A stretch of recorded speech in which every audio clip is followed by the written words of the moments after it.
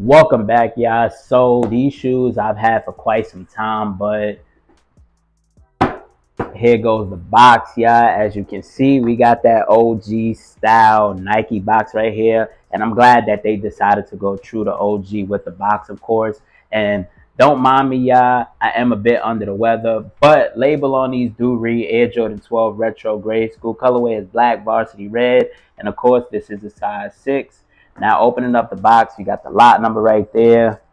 My receipt paper, of course. We do got the white paper right here. And we got these right here, which some people call the most important sneaker of Michael Jordan's career. Now, I'm not sure if I could go that far, yeah.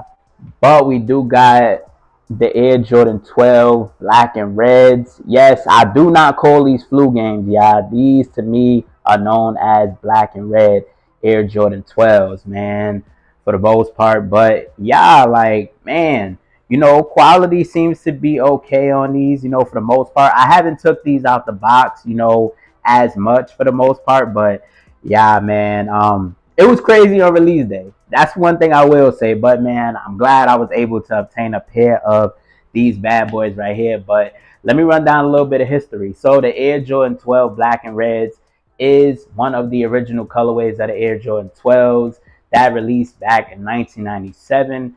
Now take it back to 1997, June 11th to be exact. Yeah, prior to Game 5 of the NBA Finals. Y'all know Mike caught food poisoning from eating pizza, of course. Now, here's my thing with that, y'all. Why would 5 guys want to deliver pizza to Michael Jordan? I get it. Michael Jordan is, a big time player at the time, things like that. But man, 5 guys, I would have been sketchy on that. But he did, eat the pizza, of course, started getting the chills. He was dehydrated. He was vomiting, his trainer at the time, Tim Grover, he got a call. He found them, with the chills and things of that nature. Next thing you know, that did not stop Michael Jordan from going out, and having victory in Game 5, because, yeah, that game he had 38 points, 21 in the first half, 17 in the second half. Even if you go back and watch that game, y'all can see that he was not filling up the par. Yeah, his stamina was down. It was like one quarter he was on fire. The next he was down, of course. But, yeah, with 25 seconds left on the clock, he hit that three, and that gave the Bulls an 88-85 victory over the Utah Jazz. And y'all know the rest is history, man. But now that you know some history on this particular sneaker, y'all, let's go ahead and break them down.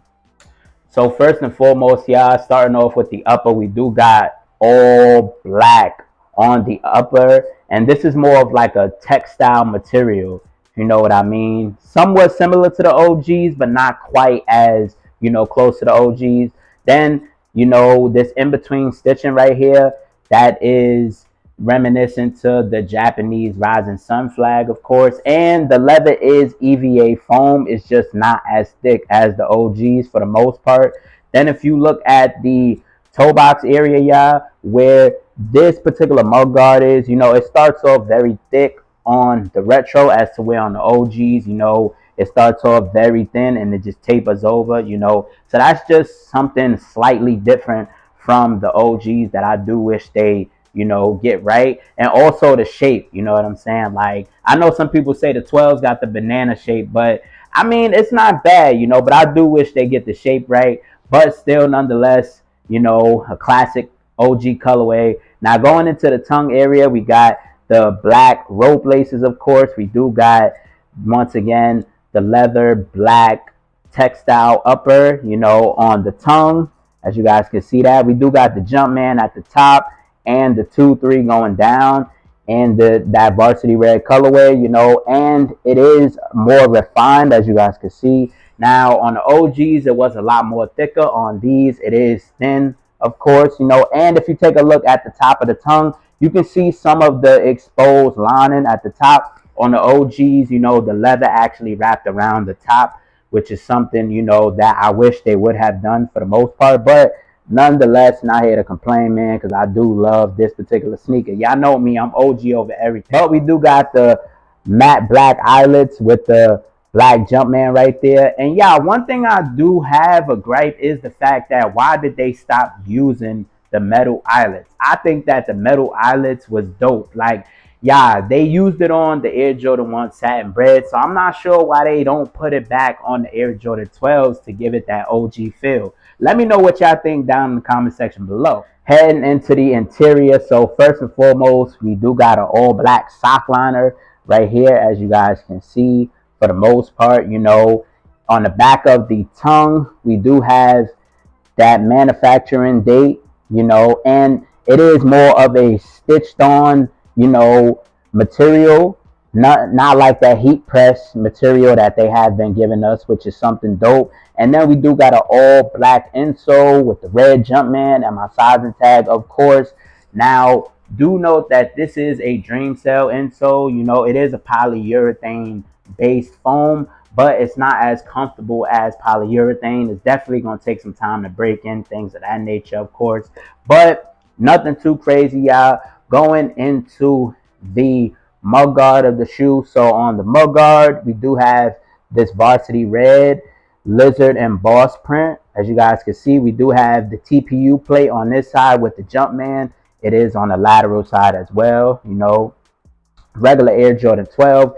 Then going into the heel of the shoe, y'all, we do get the red on the top tab of the heel. We do get a black Jumpman. We do get a black background base, and then we do get Jordan quality inspired by the greatest player ever in that nice visible varsity red right there, as you guys can see. And then on the bottom, we get that nice 23 in black, and that's one of my favorite parts of the Air Jordan 12 for the most part. Nothing too crazy, of course.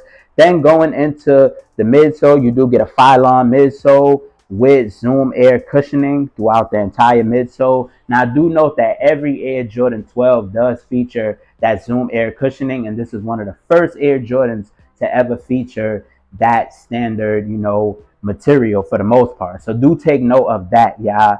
Then going into the outsole, y'all, we do got the traditional Air Jordan 12 outsole with your herringbone traction pods at the forefoot and the heel in black. And then in the middle, you do have your carbon fiber shank plate. Mine is going to differ from men's pair because I am grade school for the most part. And then at the top of the forefoot, we do have a black Jumpman and we do have the red 23.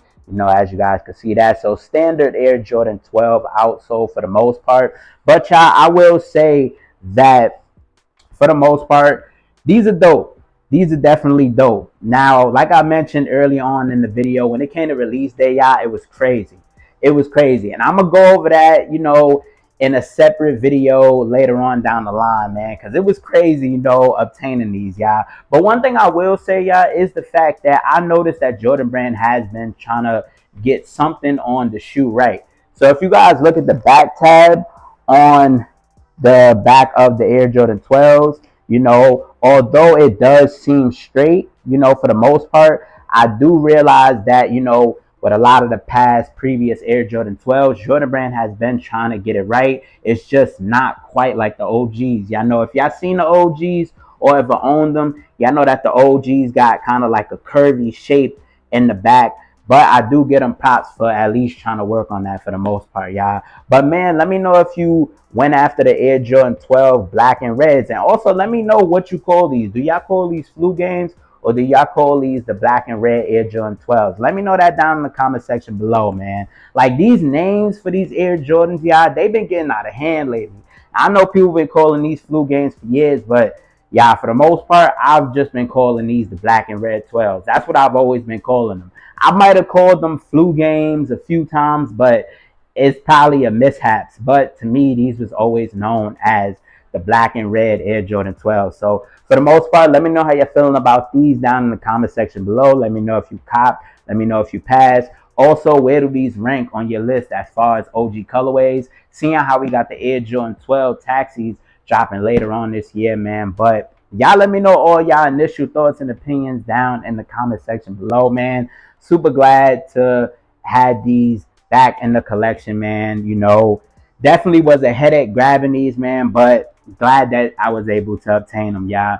But if you enjoyed today's video, make sure to leave a like. For those of you who are new to the channel, if you want to see more sneaker reviews, if you want to see more sneaker content in general, anything obtaining to sneakers, y'all, then hit that big subscribe button, or you can go check out some of my sneaker playlists as well. With that being said, you got your boy J-Jus. You got my thoughts and opinions and review on the Air Jordan 12 black and reds. Man, yeah, these is hard, y'all. For the most part, man. Definitely glad I was able to obtain these, man. But until next time, I love and appreciate you guys. Reach for the stars, sky's the limit, and we out.